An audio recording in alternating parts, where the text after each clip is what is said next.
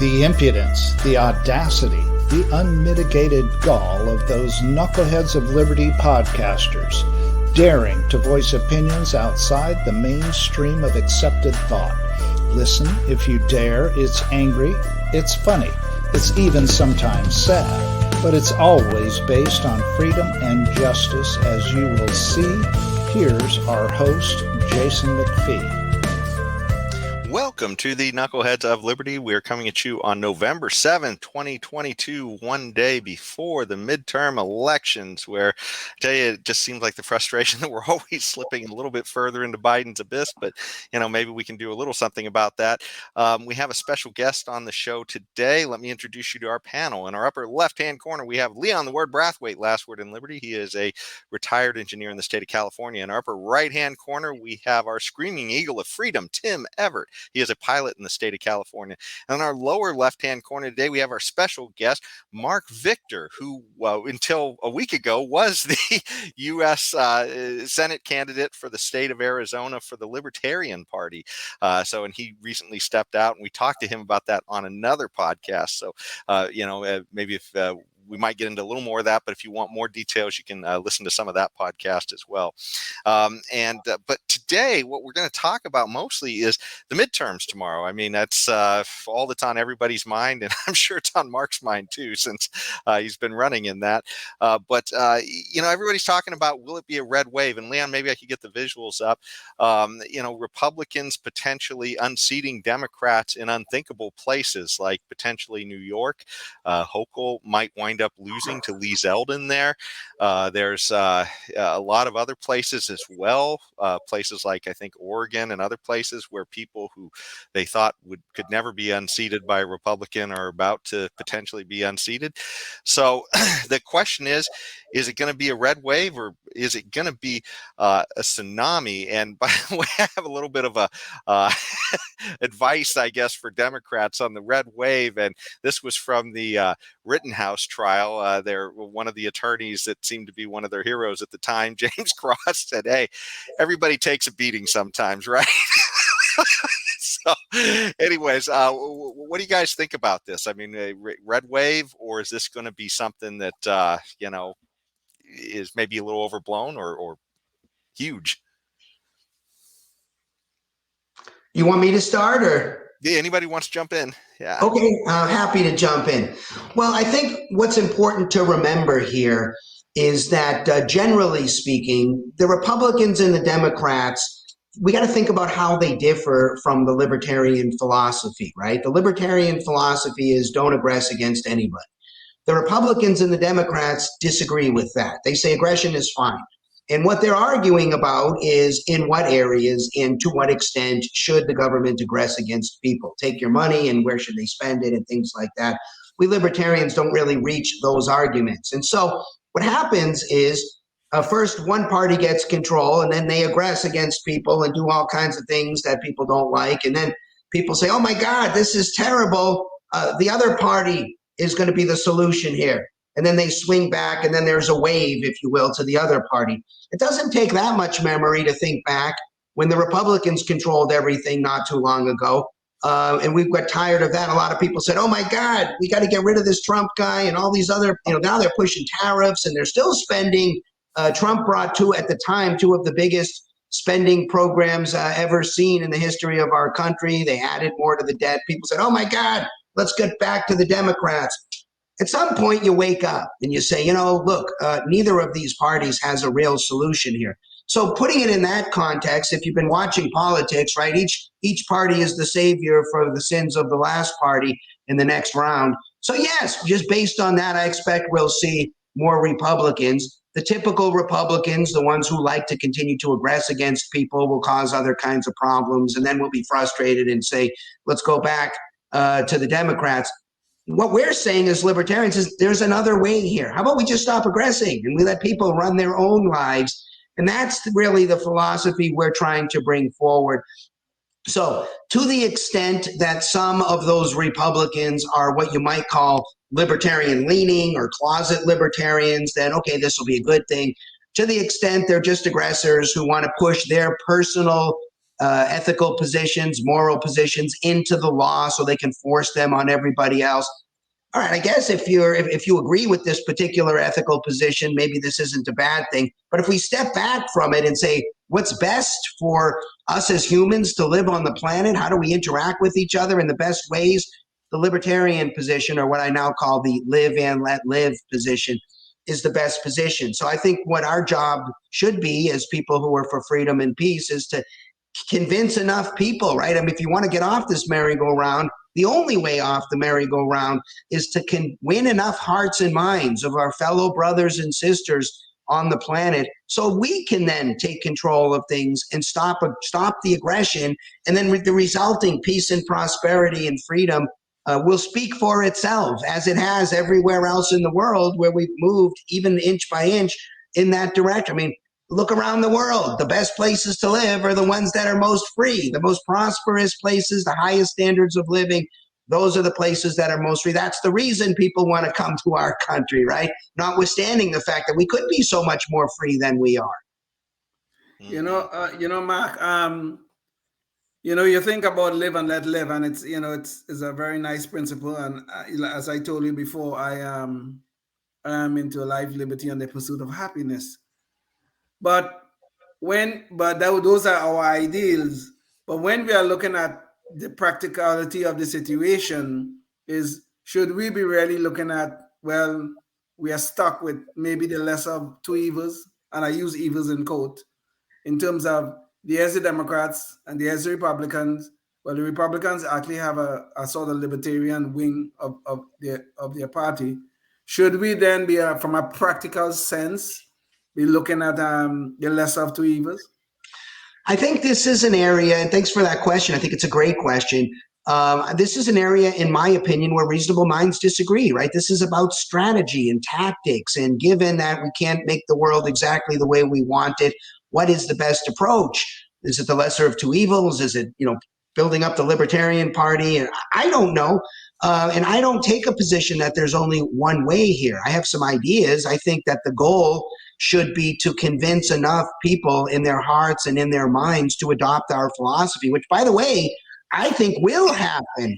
Will happen if, and this is the big if enough people hear and understand our message, which is the reason I think we need to present our message, and we need to present it in the most simple, easy to understand kind of way. That's the reason I'm promoting the Live and Let Live global peace movement, because I don't think there is a more simple yet more principled and uncompromising message than the message we're presenting it in the way we're presenting it in the Live and Let Live movement. So I think minimally, if you're listening to this podcast and you agree with the sort of philosophy, the underlying philosophy, it's free to join the Live and Let Live global peace movement. All you got to do is say, I agree with rule number 1, don't be an aggressor.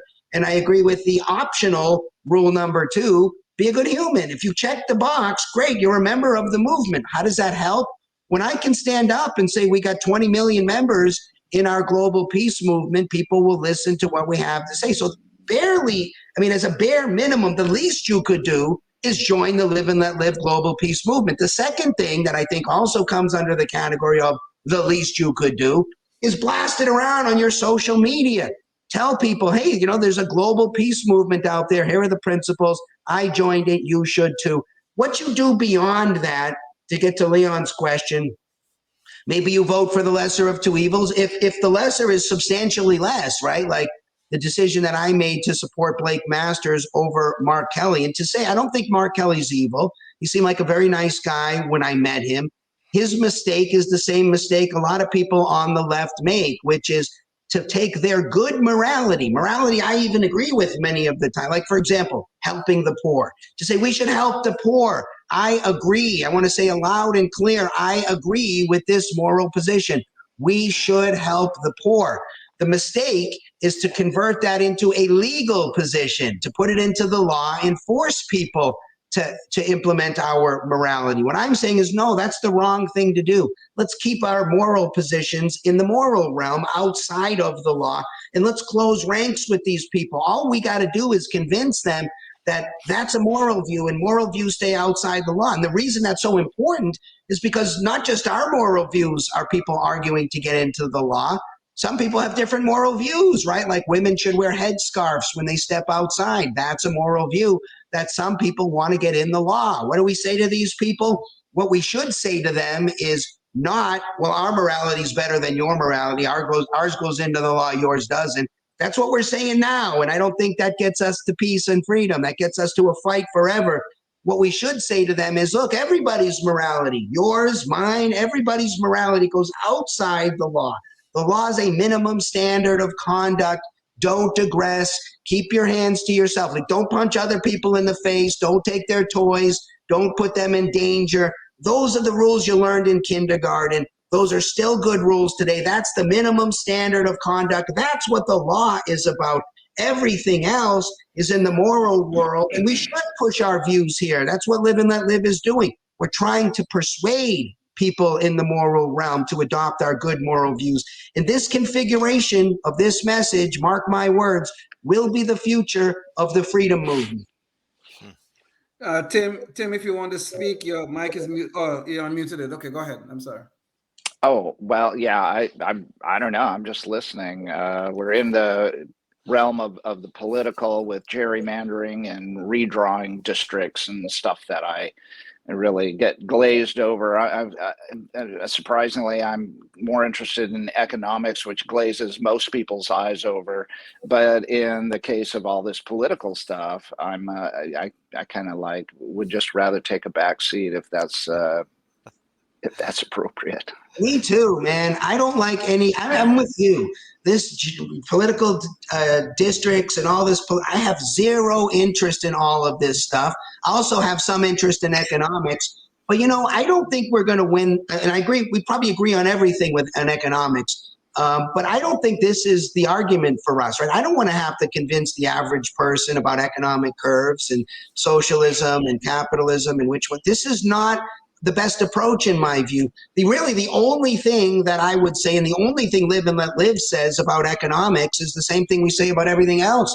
Just don't violate rule number one. So what's left over? Well, a free market. Nobody violates rule number one. To lay that out, rule number one is don't be an aggressor, the legal principle.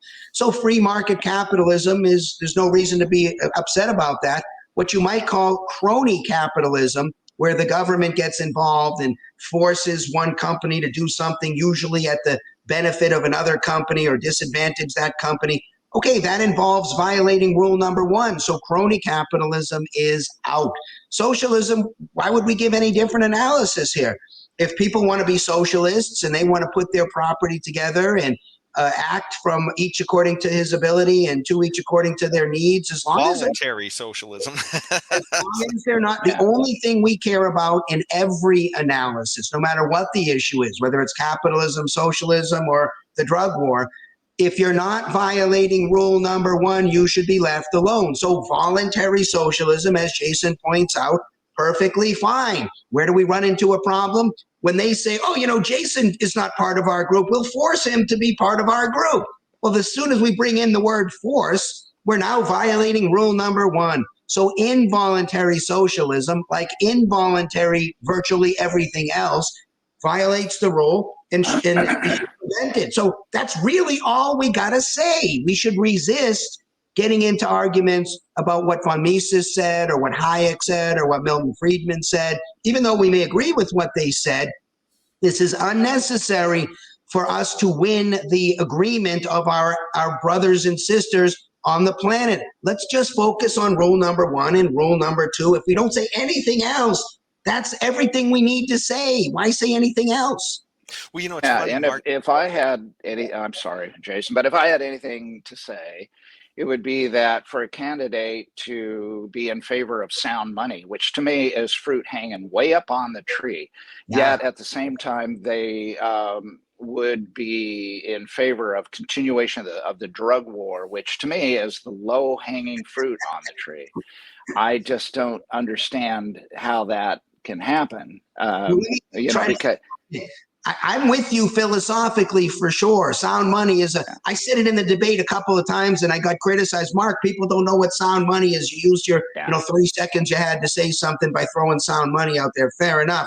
But why might somebody take this position? Again, I'm not speaking for Blake Masters here, but somebody who might be a libertarian who wants to get elected as a Republican might say, I'm for sound money, but that drug war is really scary or something. They may back off that. That's fine. If you ask me about it, if you had asked me during the campaign, if they had asked me during that debate, Mr. Victor, how do you feel about legalizing drugs? I would have said, competent adults own their own bodies. They are the iron-fisted dictator of what goes in and what doesn't go in, period. I don't make those judgments. I have opinions. I may tell them, hey, in fact, I would tell them meth, bad idea, cocaine, heroin, bad ideas. But look, at the end of the day, as long as I'm going to watch you closely to make sure you're not putting anybody at risk, right? So you don't get to drive your vehicle. You don't get to use it on someone else's property. You don't get to use someone else's drugs. There are things in there. But if at the end of the day, you're a competent adult and you are not violating rule number 1, I have no basis upon which to complain legally about anything you're doing. That would have been my answer, crystal clear about that point. I think that's the better approach, and that's the one I want to convince people to give, but the world isn't quite there yet. Well, it's funny this whole live and let live thing that you've sort of crystallized there for your movement. It seems so intuitive, and I think that's exactly why there appears to be a red wave right here. Is because the Democrats recently have appeared to be very much not live and let live in a lot of areas. They seem to want to censor what we say.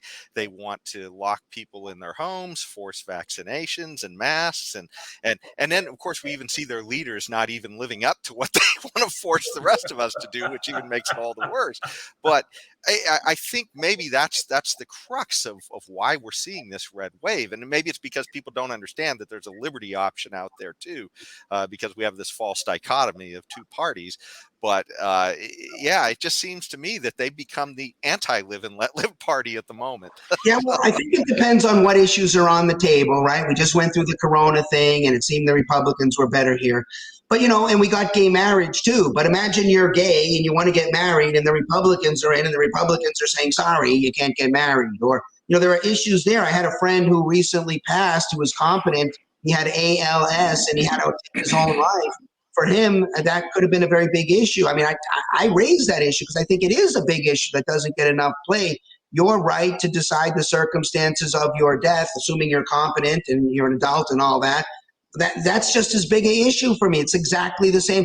It's exactly the same question as all of these other questions. They're all the same question. We could say there's only one question that is presented, which is who gets to make a decision about property, the owner or some other configuration, the people on the street, the president, the people in Congress, whatever property you're talking about. My position, in the position of those in the live and let live movement, is that's what it means to own property. You get to decide how it's used. The only restriction is you don't get to use it in a way that affects somebody else's equal right to use their property. That's where we draw the line, and that's the only place the line should be drawn. And so live and let live, in my view, does a better job of explaining what our position is. We're moving the freedom movement to the next level. We're adding a necessary moral principle, which, by the way, the world needs to hear us talk about morality. It really does. You want to solve the crime problem? Let me say something a little controversial here. As a 28-year criminal defense lawyer, and by the way, just for a little context, I'm not one of these criminal defense lawyers who dabbles. I've defended people in several first-degree murder cases with the death penalty alleged. I've done several of those at trial, major felonies, federal courts, state courts. You know what the number one cause of crime is? Bad parenting or lack of parenting entirely. That's the real cause. This isn't something we can fix with the law. I'm not trying to change a law, get a law passed that says you must be a good parent. We got to look in the mirror and say, let's be better parents. Let's help other parents be better parents.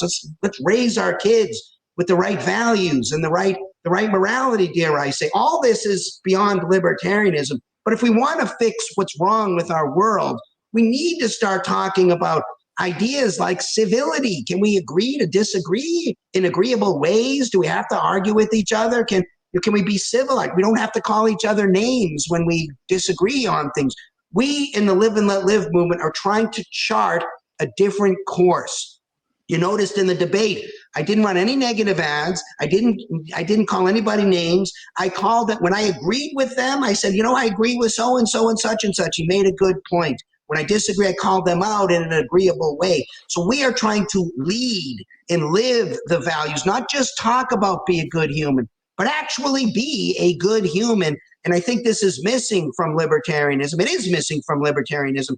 And adding it in doesn't hurt our movement. It helps it, because a lot of people hear rule number 2, the moral principle, and now they listen for the first time. They're saying, wow, someone's talking about civility and voluntary kindness and being open-minded and tolerant towards others.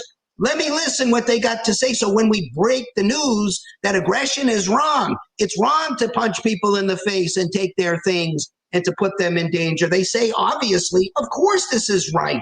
Let's not make any exceptions to that rule. Let's apply it to all people. We don't care what color their skin is. Don't care. We don't care what language they speak, where they were born, if they're religious or not religious. We don't care if they formed a group.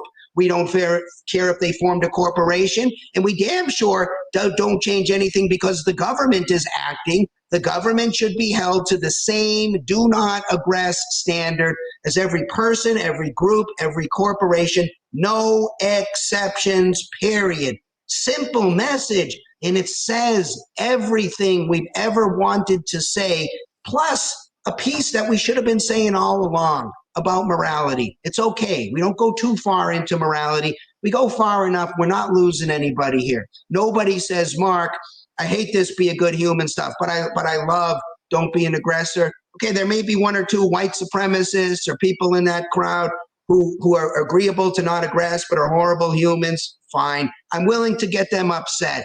Most people who say be a good human will recognize that not aggressing against other people is part of being a good human in the first place. But the way we deliver the message has been such an F that people haven't. It's the only explanation, because we know, the 4 of us know, if you understand the philosophy underlying the libertarian movement, you know this is the right answer for how people should be interacting on the planet. If you care about peace and freedom and prosperity, this is the right answer. Yet we're marginalized as crackpots because we have done such a bad job at communicating our message. Live and let live, I've said it before, will be our future. I'm encouraging the 3 of you and everybody listening to this show, check it out. If you think we got one word wrong in the Live and Let Live movement, email me, please. Maybe we'll change it. Maybe we do. But I don't think so. I think what we're saying is simple and consistent, and it's right, and I'm happy to stand behind every word. Mark, you raised the issue about being good parents. I mean, we on this show have talked about the issue of fatherless homes, and that is a very, very big problem. Mm-hmm. But you also said that we cannot make any laws that will say, you are commanded here to be a good parent. We cannot do that. But on the other side of that coin, we cannot incentivize bad conduct. And I think the law does incentivize bad conduct, the welfare system in particular. Yep. I mean, if you look at what have happened to Black families in the United States, starting somewhere in the 1960s with the Great Society programs, those laws that are, some of them are still on the books, incentivize bad conduct, which we end up with this epidemic of fatherless homes in the inner cities of America.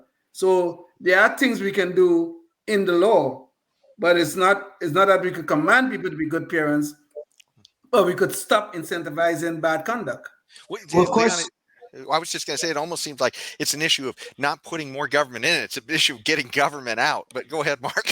Now, of course, I agree with everything you said. I would state it much more simply. I would say taking money from one person and giving it to against their will and giving it to another person for any purpose violates rule number 1. I don't have to get into a fancy argument that I happen to agree with that you just made, that we are incentivizing and non-productive kind of conduct. I certainly agree. And let me fill in a little bit more detail with what I said. I was worried that you were going to say something a little different and correct me on something, so I'll correct myself. There are areas where the law should be involved in parenting, right? Because a parent is somebody who owes a duty to the child that they made. And so if you say, for example, a parent is not providing food, a parent is not providing shelter, a parent is beating the heck out of their kid, there are places where we can say, look, the parent is now violating rule number one by aggressing or by failing to act as a proper fiduciary guardian of that kid. And in those areas, okay, we can take action. Now, exactly, this is another area where reasonable minds disagree. We don't need the same rule in Massachusetts that we have in California or in Arizona. Within a reasonable range, right? No parent should ever get to beat the heck out of their kid or deprive them from life-saving medication. But there are areas in there. Can you spank your kid? How much can you spank your kid up to a certain point? There are areas where reasonable minds disagree. And I don't want to argue about this with my fellow live and let livers. I want to say put it in the local community, let them make a decision, move on. So I'm not saying there's no role whatsoever in the parent-child area. There are, but I don't think we could pass a law that says anything more than don't aggress, right, which is rule number one. Because once we do that, now we've crossed that barrier. And other people will say, oh, well, being a good parent is, sending them to church and doing a whole other host of things that we think should be in the moral realm, not in the legal realm. Fair enough. Real quick too, I wanted to get your take on what are the midterms looking like in Arizona, Mark, and maybe you can pull up the visual real quick, Leon, on this. Yeah, I think that we're at a point in time where the Dems have done such a colossally horrendous job, right? Now, some of this is absolutely earned and deserved, and some of it's not, right? I think that the Republicans are coasting here by saying, oh, look, inflation got so terrible it was fine 2 years ago, and now all of a sudden it's terrible, as if they are excused from their own printing money and throwing it into the economy. They are just as much to blame. We know why inflation went crazy here. Inflation went crazy here because the Republicans under Trump and the Democrats under Biden and all of them before printed up unprecedented amounts of dollars and flooded that through the economy. And at the same time, if you said, Mark, what would be the worst possible thing you could do right now? Well, let's decrease the amount of goods. Let's order businesses to close. So we increased the money supply in an unprecedented way. We decreased the supply of goods in an unprecedented way. Of course, you're going to get crazy inflation. So it's really both parties' fault. But the Democrats have done everything they could do pretty much to look as bad as they can do. So I would be surprised if we didn't get a red wave. What I'm hoping for is some of that red wave will include people who understand the reasons we get to freedom, peace, and prosperity, which would be to say, we might say libertarian leaning, which I don't love, by the way. How do you lean against aggression? It's kind of like you're being pregnant, right? You either are or you're not. Either you think it's wrong to punch people in the face and take their money, or threaten to punch them in the face and take their money, or you don't. I think there's sort of libertarians and non-libertarians, but okay, maybe for political reasons, there are people who agree with libertarian rules, but then say things like, well, I'm not sure drugs should be legal, to get elected. Maybe that's not my approach, to be clear. I like to say it all proudly. I'm very proud to take the position that aggression is wrong on all issues while still encouraging people in the right direction on moral views. I think this is the right position, should have been our position from the beginning. Well, I kind of want to transition to that issue on aggression too, but one last point on the national stage, and Leon, maybe we could get a visual up on this. As we leave the national stage on this red wave issue, there is an election going on in Philadelphia, and there is a guy there running. Two guys who don't really quite fit the Liberty mold on either side, but on the Democrat side, there is a guy named Fetterman running, and he recently introduced himself as John Fetterwoman. And so I thought, in the interest of being decent people and not dead naming, if you live in Philadelphia, write in Fetterwoman. so that we can be decent people about all this. But it's funny though that all of this stuff that you're talking about, aggression, and what we're seeing is sort of almost a wave of aggression on to some degree on both sides. I mean, we recently saw this issue with somebody I guess violently assaulting Nancy Pelosi's husband. There's some kind of murky details around that, but we also saw somebody had threatened to kill Justice Kavanaugh, showed up just outside his home. And then, of course, depending upon your take on the January 6th, there could be some issues of violence there as well, potentially. But yeah, we see this going from not so much a meeting of minds and a live and let live, but sort of like, hey, you're going to do it my way, or we're just going to get violent. It's almost like we've got a red wave of violence. And I don't mean to associate that necessarily with Republicans, but just this idea that it just seems to be getting a little more and more off the rails. What do you guys think about that? I think there are. Oh, go ahead, Leon. I'm sorry.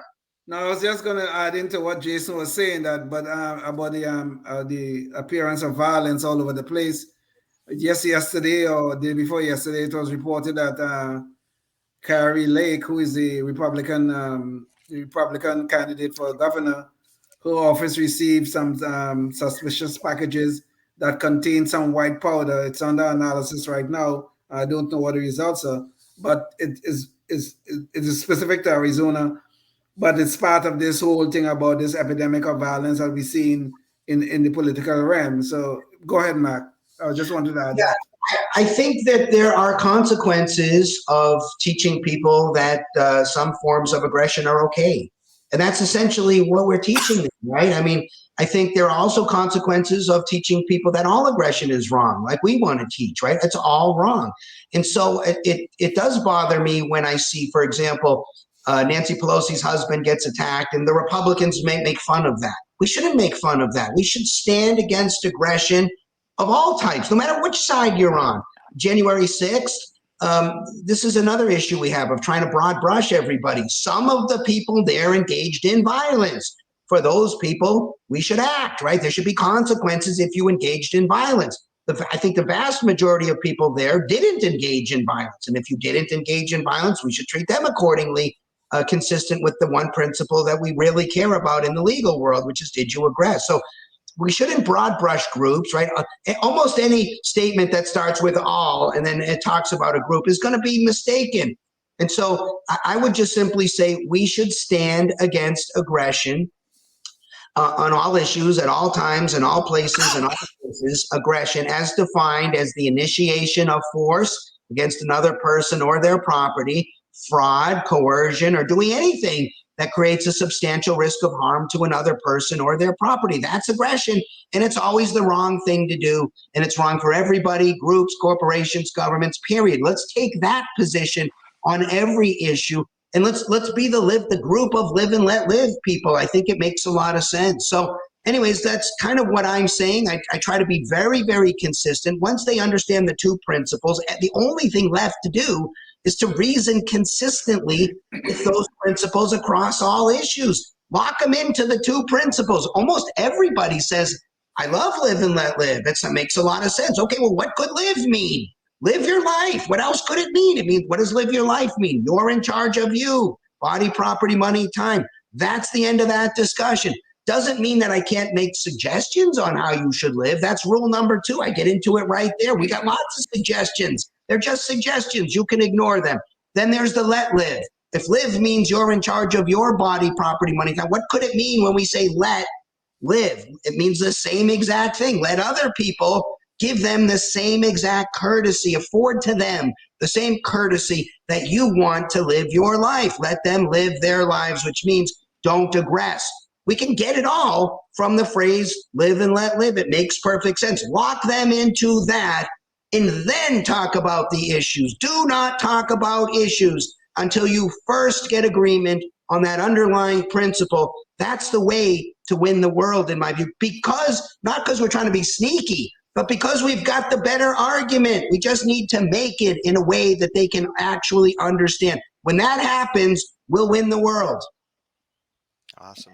Jason, I think we're getting close to Mark's Yes. hard stop. Okay. So let's jump straight to the Knucklehead Noise Patrol then, and we'll wrap up. This is where we always like to end the show on something just kind of ridiculous that somebody has said or done, either in the media or in politics. And this takes us to, and maybe we could get the visual up here, Leon. But this takes us back to Biden again, who's our most frequent winner of this award. Our Knucklehead Noise Patrol. Me. Well, he just it's just beyond the pale. Every week there's new material. but anyways, are we aggressing against Joe Biden here? Yes, we are. I don't think so. He put it out there, so we're just. But on November 2nd, they put out a tweet, and they essentially said that seniors are getting the biggest budget increase in their Social Security checks in 10 years through the President Biden's leadership. And by the way, do we have the visual on that, Leon, or is that because we do have the tweet we could show here? So there is the tweet. And apparently this comes down to what we've been talking about how a lot of people who really aren't in the liberty movement don't appear to understand economics, because Biden is taking credit for essentially an automatic inflation trigger that is happening in the Social Security setup, where it literally tries to track inflation. So he didn't do anything specifically other than help to create inflation, which I guess he's taking credit for here. So, and of course, then they pulled the tweet down, which is another weird part of the story. And they said, well, it was missing context, and they didn't bother to put it back up and put in the context because I think the jig was up. Everybody sort of recognized this. And on a weird note too, I heard that by them removing that tweet, they may be interfering with the Presidential Records Act or whatever too, as far as by erasing tweets that the president has put out. So they may be getting into some other murky waters as well. Anyways, what do you guys think about this? It's just one thing after another with Biden. But he was right to take credit for the inflation. He was absolutely right. Okay, so I don't know why they took the tweet down. I mean, they're printing money and spending money like there's no tomorrow. Of course, the guy was right. So I don't know why they took it down. Poor people. Yeah. I don't know. At the risk of seeming to beat up on Biden. I don't have anything to say. The guy obviously doesn't know what he's talking about most things. So, chalk this up on top of that. But anyway, this is one of the best noise patrols we've had. What I would say is this is evidence of the level of discourse that is going on right now. And if we think that we are going to win the day by making complex economic arguments, we're mistaken. We got to simplify our message while keeping it absolutely true to principle. That's what Live and Let Live is about. Simple, but absolutely no compromise. And so, again, I just take it as another plug to go to liveandletlive.org and join the movement. We've got to, look, time is, I hate to leave it on a bad note, but time's running out here, right? There are serious threats cropping up all over the world. We got to be more than just a discussion group. We need action. We need a movement. We need the people of the world to come together around some important principles. Live and Let Live is our effort to try to make that happen. I would invite everybody listening to this podcast to just get involved. If you want to get more involved, email me. Say, Mark, I want to start a chapter. You can donate money. We're a 501c3. There are many ways to get more involved. Let's do it. We got to win this argument once and for all. And the good news is we can. If we can just communicate the message to enough, we don't have to get everybody. American Revolution, maybe a third. I don't even think we need a third today. These are the most productive people on the planet. Can we get 20% of the people to hear and understand our message? I think we can. If we can do that, we'll win the day. I have no question in my mind about it. Yeah. Well, I definitely the 80-20 rule. Yes. 80-20. Well, I definitely agree with you too that the time is getting short, and we've got both debt and aggression just seem to be increasing at an almost exponential rate. Unfortunately, though, we're just about out of time. So again, check out Mark's site, and we also interviewed Mark in another show recently too, so you can go listen to a little bit more of his discussion about some of his background and his run for Senate there. So again, thanks so much, Mark, for joining us today. Thank all you listeners as well for joining us. And until next time, stay free. Thanks, guys. Peace. Life, liberty, and the pursuit of happiness, always and forever. Thank you for listening to the Knuckleheads of Liberty podcast. Find us on Facebook, Rumble, YouTube, your favorite podcast network, and at knuckleheadsofliberty.com.